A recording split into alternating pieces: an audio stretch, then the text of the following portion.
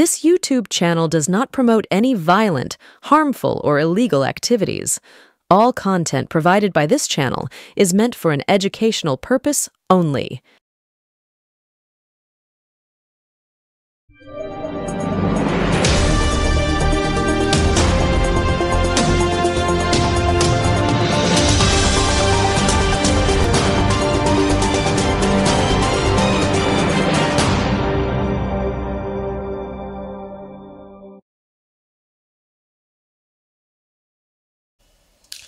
নমস্কার, NK digital x factor অনুষ্ঠানে আপনাদের প্রত্যেককে স্বাগত। অন্য দিনের মতো আজকেও আমি কৌশিক।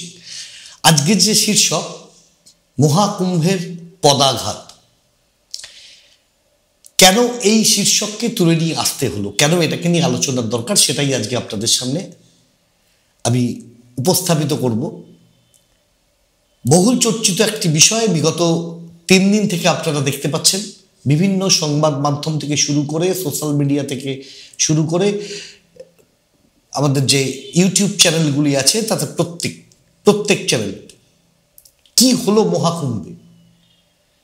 পুণ্য সঞ্চয়ের জন্য পুণ্যার্থীরা দেশের দূর দূরান্ত থেকে এসে পৌঁছেছিলেন এই মহাকুম্ভে প্রয়াগরাজে। তারা নির্দিষ্ট তিথি মেনে, নিয়ম মেনে স্নান করবেন সেই সঙ্গমে, গঙ্গা যমুনা সরস্বতীর ত্রিধারার যেখানে মিলিত হয়েছে সেই জায়গাতে। তার জন্য প্রচারও ছিল বহুল, গ্যাস ভরা বেলুনের মতো ছিল তার প্রচার। খবরের কাগজের প্রথম পৃষ্ঠা, সেই পৃষ্ঠা জুড়ে প্রচার, মাঝের পৃষ্ঠার অর্ধেক অংশ জুড়ে প্রচার চালাচ্ছেন উত্তরপ্রদেশ সরকার। বিরাট ব্যবস্থার কথা বলা হচ্ছে, সেখানে আর কি থাকবে, কতজন মানুষের ভিড় সেখানে হবে। ঠিক যেমন ভোটের আগে বিভিন্ন রাজনৈতিক দলগুলো বিজ্ঞাপন দেয়, ঠিক একই রকমভাবে খবরের কাগজের পাতা জুড়ে বা বিভিন্ন মিডিয়াতে উত্তরপ্রদেশ সরকারের প্রচার চলল এই মহাকুম্ভ শুরু হওয়ার বেশ কিছুদিন আগে থেকে। তার ব্যবস্থাপনার কথা বলা হলো, কত মানুষের সমাগম হতে পারে সেই সংখ্যা, মোটামুটিভাবে সেই সংখ্যার কথা বলা হলো। 10 কোটি মানুষ সেখানে যাবেন, তারাই বলছেন।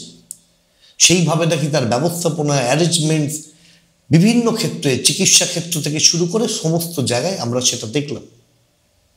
শুরু হয়ে গেল মহাকুম্ভ, স্নান করলেন অনেক সেলিব্রিটিকে দেখা গেল,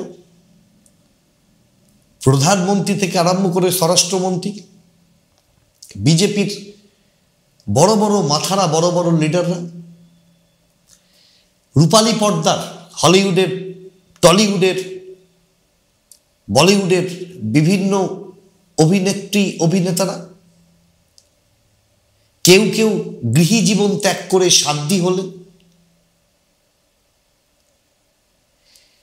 আইআইটির মতো জায়গা থেকে কোনো ছাত্র সেখানে গিয়ে লম্বা চুল তৈরি করে নিয়ে হঠাৎ করে বাবা উপাধি পেয়ে গেলেন। সবটাই আমরা দেখেছি, কিন্তু এর মধ্যে ঘটে গেল এক বিভৎস হত্যালীলা। আর যে হত্যালীলার কথা বলতে গিয়েই আজকের এই শীর্ষক, মহাকুম্ভের পদাঘাত। কি হয়েছিল, এত মানুষের সমাগম এবং এই হত্যালীলা, যে প্রচারের ফানুস চালিয়েছিল উত্তরপ্রদেশ সরকার, সেই প্রচারের ফানুসকে এক নিমেষে মাটিতে নামিয়ে নিয়ে চলে এলো অব্যবস্থার চরম নিদর্শন প্রকাশ পেয়ে গেল। মঙ্গলবার রাত্রির 12টা, মানুষের ভিড়ে শুধু মাথা আর মাথা, আর কিচ্ছু দেখা যাচ্ছে না প্রয়াগরাজে। ভোর 3টে থেকে পূর্ণ স্নান, মানুষ অপেক্ষা করছেন। ঘড়ির কাঁটায় ঠিক রাত 12:30 প্রয়াগরাজের ওই অঞ্চলের ওই জায়গাকার যিনি দায়িত্বে রয়েছেন সেই পুলিশ অফিসার বিজয় বিশ্বাস পন্থ, তিনি মাইকে ঘোষণা করলেন যে ঘুমায় সে হেরে যায়। আপনারা তৈরি হন, আপনারা স্নান করতে শুরু করুন, কারণ এর পরে আরো ভিড় বাড়বে, সেখানে পদপিষ্ট হবার সম্ভাবনা রয়েছে। ভেবে দেখুন, যে পুলিশ অফিসার ওখানকার সামগ্রিক ব্যাপারের দায়িত্বে রয়েছেন তিনি বলছেন যে ভেঙে পড়বার, পদপিষ্ট হবার একটা আশঙ্কা রয়েছে। একটা ঘড়ির কাঁটা ধরে একটা মানুষের ঢল নামল রাস্তায় ওই ঘোষণা শুনে। 1:30 100 ব্যারিকেডের যে পিলার, 175 নম্বর পিলারটি মানুষের ভিড়ের চাপে ভেঙে পড়ল। পিছন থেকে হঠাৎ করে মানুষের স্রোত আসতে শুরু করল স্নান যাত্রার জন্য, স্নান করবেন, পুণ্য অর্জন করবেন। তারপর শুধুই হাহাকার, পদপিষ্ট হয়ে মারা গেলেন। সংখ্যা কত? প্রথমে তো মারা যাবার সংখ্যার কথা বলা হয়নি, অনেক টালবাহানার পর অনেক দেরিতে বলা হলো 30 জন পুণ্যার্থী নাকি পদপিষ্ট হয়ে মারা গেছেন। এদিকে স্টিং অপারেশন বলছে যে একটি হসপিটালেই শুধুমাত্র তার স্টিং অপারেশন করে দেখতে পাওয়া যাচ্ছে যে মৃতদেহর পায়ে যে ট্যাগ লাগানো রয়েছে তাতে লেখা রয়েছে ডেথ বডি নাম্বার 58 পরপর শুয়ে আছে 53, 54, 56, 57, 58। এদিকে বলা হচ্ছে 30। আহত কত?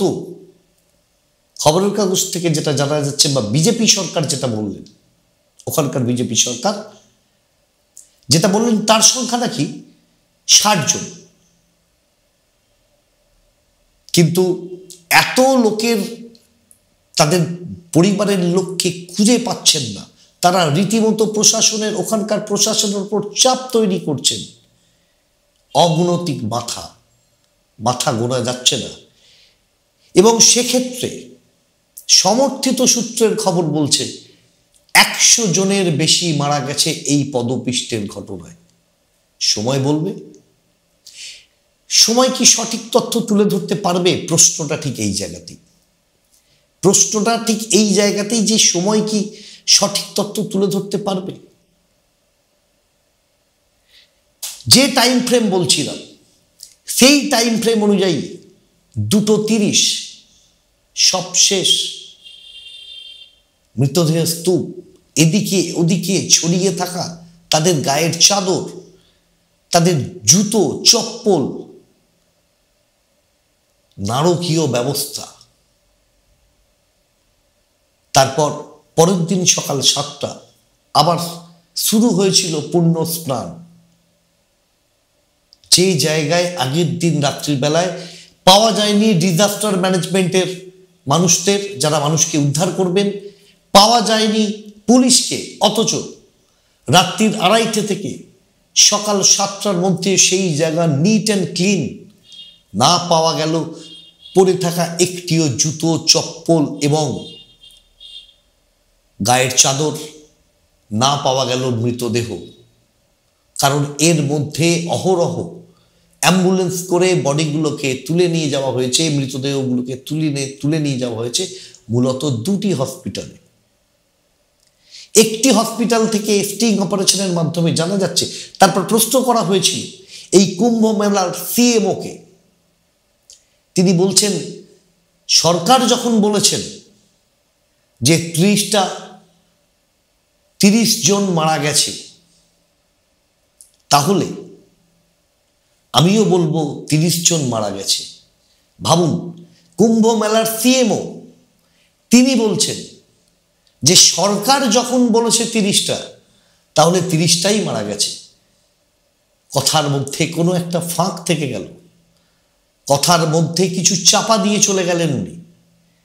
যেহেতু সরকারি কর্মচারী, সরকার যেহেতু ঘোষণা করে দিয়েছেন, তিনি এক্সট্রা কথাটা আর বললেন না, পরিবর্তিত সংখ্যাটা তিনি চেপে গেলেন, তিনি ওই কারণে যোগ করে দিয়ে গেলেন, সরকার যেহেতু বলেছেন 30টা, তাই আমিও বলছি 30টা। এরপরে আরো মারাত্মক কিছু কথা আপনাদের সামনে শেয়ার করব, তার আগে নিয়ে নেব ছোট্ট একটা বিরতি।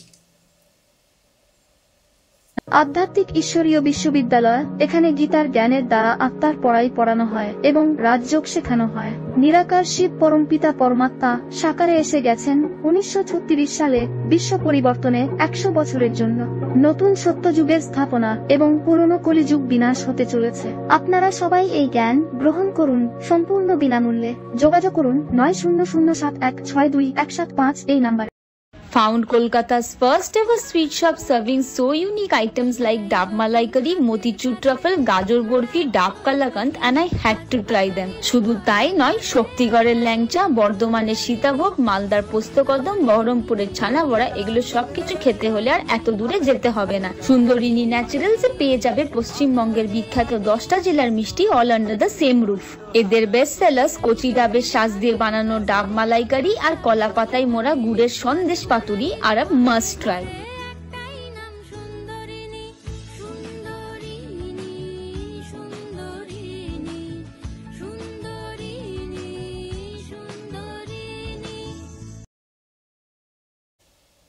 ফিরে এলাম বিরতির পর।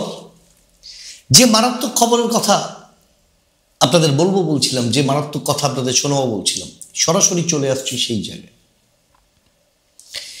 যে মুহূর্তে সরকারিভাবে ঘোষণা হলো যে 30 জন মারা গেছে, তারপর ড্যামেজ কন্ট্রোলে দুটি রাস্তা নিলেন। একটি রাস্তা বিভিন্ন স্বঘোষিত বাবাকে দিয়ে উত্তরপ্রদেশ সরকার বলাতে শুরু করলেন, একদম স্বঘোষিত বাবা, তারা ভগবানের প্রতিরূপ, তারা রাস্তায় নামলেন। বললেন কি? বললেন যারা মহাকুম্ভের এই পদাঘাতে পদপিষ্ট হয়ে যারা মহাপ্রস্থানের পথে গেছেন, তাদের অবশ্যই মোক্ষ লাভ হবে। ভাবুন, তাদের অবশ্যই মোক্ষ লাভ হবে। সেই ধর্মীয় সুরসুরি ঠিক কোন জায়গায়?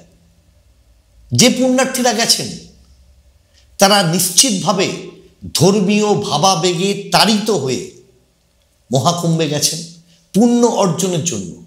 সেখানে গিয়ে তারা তাদের প্রাণ গেছে, তাদের আত্মীয় স্বজন যারা রয়েছেন তাদের সামনে যদি বলা হয় যে তিনি মোক্ষ লাভ করবেন, তিনি স্বর্গের ওই ঠিক জায়গায় গিয়ে বসবেন, বোধহয় দেবতাদের সবাই তিনি স্থান পাবেন, বলে তাদের শান্ত করা হলো। আর আরেকটা কথা বলে দেওয়া হলো যে যারা মারা গেছেন তাদের পরিবারবর্গকে 25 লক্ষ টাকা করে উত্তরপ্রদেশ সরকার তাদের দেবেন ক্ষতিপূরণ হিসাবে। 25 লক্ষ করে টাকা। খানিকটা হলেও ক্ষতর ওপর প্রলেপ বলতে পারেন। তারপর কি হলো? তারপরের সংবাদটি সব থেকে বেশি মারাত্মক। আমাদের বাংলার অনেক মানুষ যারা গিয়েছিলেন ওখানে পুণ্য অর্জনের জন্য, তাদের মধ্যে এখনো পর্যন্ত পাওয়া খবরে, যদিও এখনো পর্যন্ত পাওয়া খবরে 3 জন এই পদপিষ্ট হয়ে পদাঘাতে মারা গেছেন। তাদের মধ্যে বাসন্তী পোদ্দার কলকাতা থেকে, উর্মিলা ভূঁইয়া পশ্চিম মেদিনীপুর থেকে এবং বিনোদ রুইদাস পশ্চিম বর্ধমান থেকে। এদের 3 জনের পরিবারের অভিযোগ মারাত্মক। হসপিটালে মৃতদেহগুলোকে নিয়ে যাওয়া হলো। সেই মৃতদেহগুলোকে হসপিটালে নিয়ে যাবার পর একটা ছোট্ট চিরকুটে, একদম চিরকুট, সেখানে মাথাতে শুধু লেখা আছে হসপিটালের নাম, তারপর লেখা রয়েছে বডি কে নিচ্ছেন, তারপর যিনি মারা গেছেন তার নাম, তার ঠিকানা, ফোন নম্বর, আধার নম্বর, আর যিনি বডি নিচ্ছেন তার সঙ্গে মৃত বা মৃতার সম্পর্ক কি, একটা চিরকুটে দিয়ে ছেড়ে দেওয়া হচ্ছে। আপনারা দেখতে পাচ্ছেন সেই চিরকুট। এবং সেখানে আপনি দেখুন, সেখানে কোনো সিল নেই, কোনো সিগনেচার নেই। নিচে যে সিগনেচারটা দেখতে পাচ্ছেন সেটা বাসন্তী পোদ্দারের পুত্র সুরজিৎ পোদ্দারের। তিনি এইভাবে পেলেন মায়ের দেহ। প্রশ্নটা কোথায় জানেন? এগুলোর পোস্টমর্টেম হলো না, এগুলোর পোস্টমর্টেম হলো না, কোনো ডেথ সার্টিফিকেট ইস্যু করা হলো না। ওইটুকু চিরকুটকে ভরসা করে তারা বহু টাকা খরচা করে প্রাইভেট গাড়ি করে তারা চলে এলেন রাজ্যে, বাংলায় চলে এলেন। তারা দ্বারস্থ হয়েছেন বাংলা সরকারের যে কিভাবে আমরা অ্যাটলিস্ট ডেথ সার্টিফিকেটটা পাবো। অন্য গল্প তারা কিন্তু বুঝে গেছে, কারণ পোস্টমর্টেম যদি না হয় ঠিক কি কারণে বাসন্তী পোদ্দার বা উর্মিলা ভূঁইয়া বা বিনোদ রুইদাস এরা মারা গেলে সেটাকে তো সঠিকভাবে বলা সম্ভব না, অথচ পোস্টমর্টেম হয়নি। এখন ডেথ সার্টিফিকেট তাদের কি বলা হলো? তারা যখন ডেথ সার্টিফিকেট চাইলেন উত্তরপ্রদেশের ওই হসপিটালের থেকে, সেখানে বলে দেওয়া হলো আপনি চলে যান, হোয়াটসঅ্যাপে চলে যাবে আপনার মায়ের ডেথ সার্টিফিকেট। ভাবুন তো, কজ অফ ডেথ, ডেথ সার্টিফিকেটের অন্যতম একটি গুরুত্বপূর্ণ অংশ যে রুগী কি কারণে মারা গেলেন, সেখানে যদি একটা ছোট্ট কথা লেখা থাকে সাডেন কার্ডিয়াক অ্যারেস্ট কিংবা অন্য কিছু শারীরিক কারণে মারা গেছে, তাহলে তো প্রমাণ হলো না যে এত সালের এই তারিখে ওই মহাকুম্ভতে গিয়ে পদপিষ্ট হয়ে মারা গেলেন এই তিনজন। বা যারা নিখোঁজ, আমি জানি না ভগবান কি করবেন, তারা আছেন কোথায়, কিভাবে আছেন। তাহলে মৃতের পরিবারকে 25 লক্ষ টাকা দেবার যে গল্প, সেটা কি গল্প না? সেটাও সময় বলবে, দর্শকরা থাকবেন আমাদের সঙ্গে, দর্শকরা জানতে পারবেন। আমরা নজর রাখছি, আমরা জানিয়ে দেব, আমরা আপনাদের জানিয়ে দেব যে সত্যিকারের এরা উত্তরপ্রদেশ সরকার যেটা ঘোষণা করলেন যে ক্ষতিপূরণ হিসাবে সেই পরিবারের পাশে থাকার জন্য এই যে 25 লক্ষ করে টাকা, সেই 25 লক্ষ টাকা পাবেন কিভাবে? কারণ কোনো জায়গাতে তো প্রমাণ রাখতে হবে যে এই পরিবারের এই মানুষটি উত্তরপ্রদেশের কুম্ভ মেলায় এই সালে এই তারিখে গিয়ে তিনি পদপিষ্ট হয়ে মারা গেছেন, তার কোনো প্রমাণ নেই। সুতরাং এই 25 লাখের গল্প তাদের কাছে এখন ওই নরেন্দ্রবাবু সরকার যখন ক্ষমতায় আসেন, যেমন 15 লক্ষ টাকা করে each and every bank account, ওই ঠিক সেই ধরনের একটা গল্প তারা ভাবছে, মানুষ ভাবছে। দর্শকদের অনুরোধ করব এই ব্যাপারটা একটু ভাবুন। আর একটা কথা এর সঙ্গে থাকবে, সেটা হলো দেখুন কিছুদিন আগে আমাদের রাজ্যেও মকর সংক্রান্তির যে স্নান আমাদের সাগর সেখানে হয়ে গেছে, সেখানে হয়েছে 1 কোটি মানুষের, প্রায় 1 কোটি মানুষের সমাগম সেখানে হয়েছিল। তফাৎটা কোথায় জানেন? একটু বলে রাখা দরকার, মানুষের এগুলো একটু জেনে রাখা দরকার। তফাৎটা হচ্ছে এই 1 কোটি মানুষের জন্য এয়ার অ্যাম্বুলেন্সের ব্যবস্থা ছিল। আপনারা দেখেছেন মানুষ অসুস্থ হয়ে যেতে তাকে উড়িয়ে নিয়ে চলে আসা হয়েছে কলকাতার সরকারি হসপিটালগুলোতে তাদের চিকিৎসার কারণে। আর প্রয়াগরাজে যেখানে স্বয়ং যোগীজি বসে রয়েছেন, তার হাতেই প্রশাসন, তার হাতেই ক্ষমতা, তিনি গোলাপ ফুলের পাপড়ি ছড়ানোর জন্য হেলিকপ্টার রেখেছেন। কোনো দুর্ঘটনা ঘটে গেলে সেই আহতদের কিভাবে হসপিটাল অবধি পৌঁছে দেওয়া যাবে, কত দ্রুততার সঙ্গে হসপিটাল অবধি পৌঁছে যাওয়া যাবে, তার কথা কিন্তু তিনি ভাবেননি, একবারের জন্য চিন্তা করেননি। সেলিব্রিটিরা আসছেন, বিভিন্ন সাধু সন্তরা আসছেন, সবার মাথায় গোলাপ ফুলের পাপড়ি ফেলছেন হেলিকপ্টার। আর 2.5 ঘন্টার রাস্তাটা 10 ঘন্টায় পৌঁছতে হচ্ছে, সেটা অ্যাম্বুলেন্স হোক বা প্রাইভেট কোনো গাড়ি। ভাবুন তো রুগীর অবস্থা কি হতে পারে, তার জন্য কোনো এয়ারবাস নেই। বাংলার সরকার প্রায় হাফ ডজন মন্ত্রীকে পাঠিয়ে দিয়েছিলেন সাগর মেলায়। কেন না, এত মানুষের সমাগম হবে, মানুষ যাতে কোনো রকম অসুবিধায় না পড়ে তার দেখভাল করার জন্য সেখানে প্রচুর পরিমাণে মেডিকেল টিম এবং অস্থায়ী হসপিটাল তৈরি হয়েছিল। হতেই পারে এত ভিড়, কারণ কোনো অসুস্থতা, কোনো রকম কন্টামিনেশন, সেটা খাবার থেকেই হোক বা কিছুতে, কোনো রকম নতুন করে ইনফেকশনের জন্ম, বা তখন শৈত্যপ্রবাহ চলছে মারাত্মক, সেই ঠান্ডাতেই যদি কেউ অসুস্থ হয়ে যান, সেটা জন্য প্রয়োজন মতো ব্যবস্থা, প্রয়োজনীয় সমস্ত ব্যবস্থা সেখানে ছিল। রাজ্য সরকারের তরফ থেকে ট্রান্সপোর্ট মিনিস্টার শ্রী স্নেহাশিস চক্রবর্তী, তিনি নিজে 4টে দিন সাগর মেলায় উপস্থিত ছিলেন। কারণ সাগর মেলায় যাবার টোটাল রাস্তাটার মধ্যে প্রায় 3.5 কিলোমিটার সমুদ্র পার হয়ে দ্বীপে আসতে হয়, সাগর দ্বীপে। সুতরাং সেখানকার সারফেস ট্রান্সপোর্ট যাতে সচল থাকে, সেখানে কোনো মানুষের কোনো রকম যাতে সমস্যা না হয়, এছাড়াও আরো অনেক গুরুত্বপূর্ণ মন্ত্রী অরূপ বিশ্বাস থেকে শুরু করে অনেকেই তারা পৌঁছে গিয়েছিলেন। তারা নির্দিষ্ট জায়গায় তাদের যে শিবির হয়েছিল, তারা সেখান থেকে পুরোটা দেখভাল করে সাগর মেলা সমস্ত কিছু সম্পন্ন করে তারা ফিরেছেন। এখানে সে ধরনের কোনো জিনিস দেখা যায়নি। মেডিকেল ক্যাম্প ওপরে লেখা রয়েছে হিন্দিতে মেডিকেল ক্যাম্প, কিন্তু সেখানে ডাক্তার বলুন বা তার সহযোগীরা, নার্স কি মেল নার্স, ওয়ার্ড বয় ইত্যাদি ইত্যাদি, যারা ডাক্তার বাবুদের হেল্প করেন, তাদের পাত্তা পাওয়া যায়নি। সেখানে 1-2 করে কথা বলতে চাইছেন না ওখানকার মানুষ। আরো শুনলে তাজ্জব হয়ে যাবেন, যদিও এটা আজকের এই শীর্ষকের সঙ্গে যায় না, তবুও বলে রাখা দরকার। বাংলার মানুষকে দেখলে কথা বলতে চাইছে না।